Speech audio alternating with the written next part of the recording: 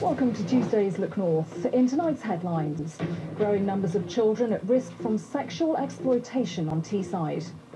It's a really complex area and sadly there's no silver bullet solution to it. Army medics from York prepare to fly to West Africa to help fight the Ebola crisis. Fears that a rural community for adults with learning disabilities is under threat. A 60-year-old community that pioneered a new way of caring for people with disabilities is under threat, according to campaigners. Since BOTTON village in North Yorkshire was established, adults with special needs have lived alongside unpaid carers in shared homes. But now the carers have been told to accept paid employment or be forced to leave. Our business correspondent Ian Reeve reports. Juliet and Francis. They live in BOTTON village, a North Yorkshire community that cares for those with learning disabilities. I came in 1999 and I've been here for 15 years and I really like it over here and I want to stay in BOTTON. BOTTON's a very nice place and I really enjoy it there very much. I work in the mornings in the inner garden and in the afternoons I work in the seed workshop. May the powers of the air be in the rising of the east. May the warmth of my love add strength to the load. Alongside BOTTON residents are carers, so-called co-workers. They live and work with the villagers. They get food and board, but the trust that runs BOTTON wants that to end. They'll have to become paid employees and move into separate accommodation for tax reasons and high costs, says the trust.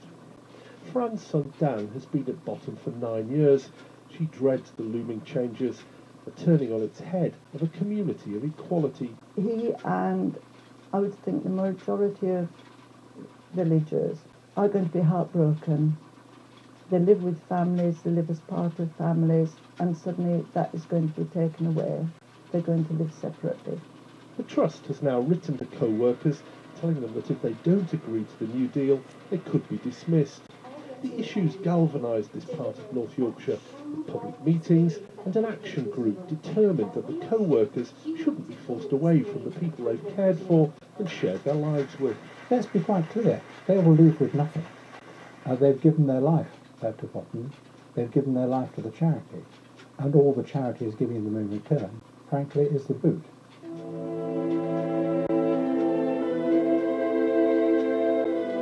For its part, the trust that runs BOTTON says the community's not under threat.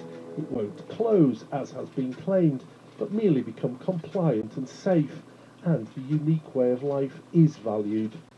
Francis and Juliet are just two people hoping that that really is the case. Ian Reeve, BBC Look North, North Yorkshire.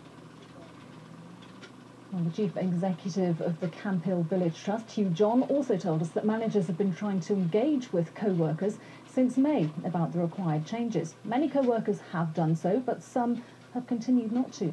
And the recent letter was one of many encouraging them to talk. He also said there's no unified viewpoint from co-workers, the villagers or their relatives.